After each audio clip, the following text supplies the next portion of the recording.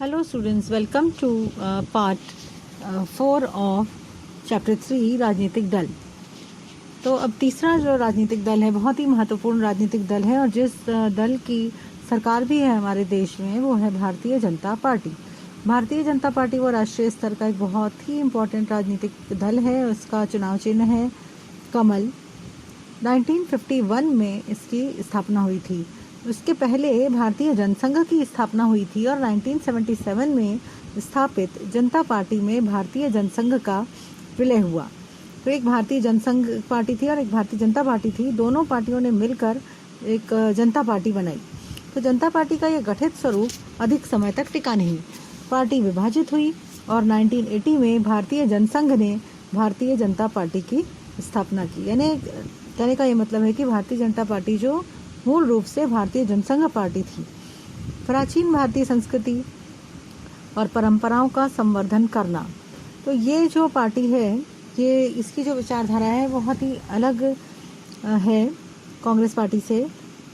इसके अनुसार जो हमारा सनातन धर्म है, हमारी संस्कृति है, हमारे देश की परंपराएं हैं, उनका संवर्धन करना, उनका प्रचार करना, प्रसार करना, यह इस पार्टी की भूमिका है। और वित्तीय सुधारों पर भी पार्टी का बल रहा है। और अभी तो ये पार्टी पिछले 6-7 सालों से सत्ता में है और सबका साथ सबका विकास यह भी नारा है इस पार्टी का। और इस पार्टी के जो मुख्य नेता हैं वो हैं श्री मोदी जी।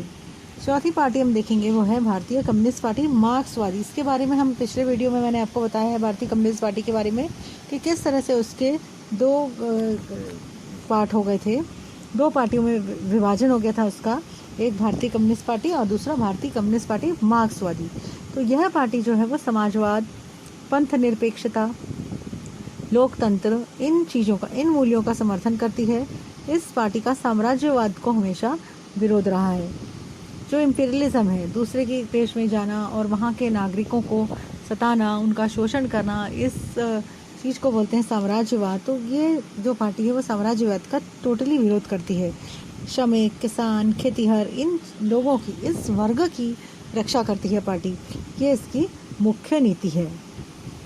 और एक अन्य बहुत ही इम्पोर्टेंट पार्टी है वो बहुजन समाज पार्टी, जिसका कि चुनाव चिन्ह है हाथी और मुख्य नेता हैं इसकी मायावती जी। बहुजन समाज पार्टी समाजवादी विचारधारा पर आधारित राजनीतिक पार्टी है। बहुजनों के हितों की रक्षा करना, जो भी समाज का दलित वर्ग है, बहुजन वर्ग है, उनके हितों की रक्षा करना इस पार्टी का प्रमुख उद्देश्य रहा है। इनका ऐसा कहना है कि दूसरी जो पार्टीज़ हैं, दूसरे जो लोग हैं, वो बहुजन लोगों का हित नहीं कर सकते हैं। इसे इस पार्टी का मुख्य उद्देश्य है कि वो बहुजन जो लोग हैं उनकी हितों की रक्षा करना। 1984 में इस पार्टी की स्थापना हुई और बहुजन शब्द में किन किन वर्गों का समावेश हम देखेंगे। बहुजन शब्द में दलित, आदिवासी और पिछड़े वर्ग के लोग, अल्पसंख्यक, जो माइनॉरिटी में लोग होते हैं, उनका समावेश है। अतः बहुजन समाज को सत्ता में लाना इस पार्टी का प्रमुख उद्देश्य रहा है। एक और अन्य पार्टी है, हमारे देश की बहुत ही महत्वपूर्ण पार्टी है राष्ट्रवादी कांग्रेस पार्टी, जो एक घटक दल भी है महाराष्ट्र में। अभी महाराष्ट्र में महाआघाड़ी की सरकार है जिसमें एक शिवसेना है, दूसरी एनसीपी है और तीसरी कांग्रेस पार्टी है। तो ये जो दूसरी है जिनके NCP Rashtravadi Congress Party, Nationalist Congress Party, जिसके कि मुख्य नेता हैं श्री शरद पवार जी। तो 1999 ईस्वी में कांग्रेस से अलग होकर राष्ट्रवादी कांग्रेस पार्टी की स्थापना हुई थी। लोकतंत्र, समता, पंथ निरपेक्षता यानी धर्मनिरपेक्षता, ये सब मूल्य हैं। इन मूल्यों पर यह पार्टी विश्वास रखती है। इसका चुनाव चिन्ह है घड़ी। 1999 ईस्वी से लेकर 2014 ईस्वी तक कांग्रेस पार्टी के साथ गठबंधन करके यह पार्टी महाराष्ट्र में सत्ता में रही थी। तो 1999 से लेकर 2014 तक कांग्रेस पार्टी के साथ इनका गठबंधन हुआ था महाराष्ट्र में, उनकी सरकार बनी थी। और केंद्र में भी 2004 से लेकर 2014 यानी 10 साल तक, ये बहुत लंबे समय तक ये पार्टी कांग्रेस के नेतृत्व में बने गठबंधन का एक प्रमुख घटक दल रही थी। एक अन्य बहुत ही महत्वपूर्ण पार्टी है जिसकी सरकार अभी है वर्तमान में वेस्ट बंगाल में, वो है तृणमूल कांग्रेस पार्टी और जिसकी की मुख्य नेता हैं सुश्री ममता बनर्जी।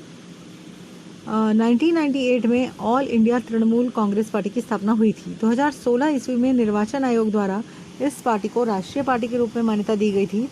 लोकतंत्र, अभी इनकी जो मुख्य नीति है उसको हम देखेंगे। लोकतंत्र, सभी पार्टीज़ की जो मुख्य नीति है उसमें लोकतंत्र एक घटक है ही, यानी एस्टैब्लिशमेंट ऑफ डेमोक्रेसी।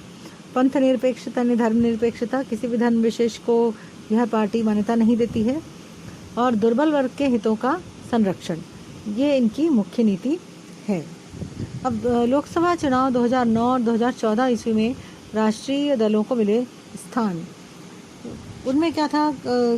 2009 और 2014 में जो भारतीय राष्ट्रीय कांग्रेस थी उनको 206 सीटें मिली थी और 2014 में उनको सिर्फ 44 सीट्स मिली, जबकि भारतीय जनता पार्टी को 2009 में 116 सीट्स मिली थी और 2014 में 282 सीट्स मिली। और वही जब इसके बाद के जब चुनाव हुए 2019 में, तब भारतीय जनता पार्टी को 300 सीट्स मिली, यानी वो पूरी तरह से मेजॉरिटी पार्टी बन गई।